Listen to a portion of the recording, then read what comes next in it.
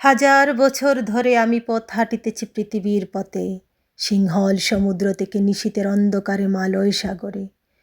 অনেক ঘুরেছি আমি ভীমবিসার অশোকের ধূসর জগতে। সেখানে ছিলাম আমি আরো দুরন্ধকার বিদর্ভ নগরে।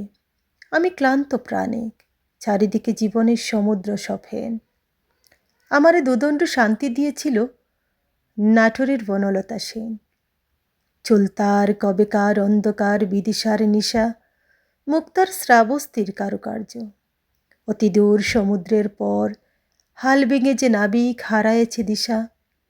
সবুজ ঘাসের দেশ যখন সে চোখে দেখে দারুচিনি দ্বীপের ভেতর, তেমনি দেখেছি তারে অন্ধকারে।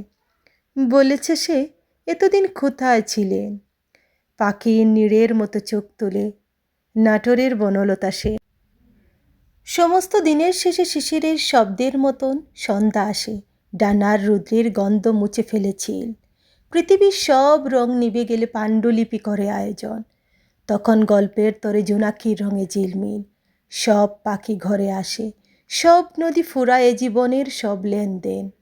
তাকে শুধু অন্ধকার, মুখোমুখি বসিবার বনলতা সেন।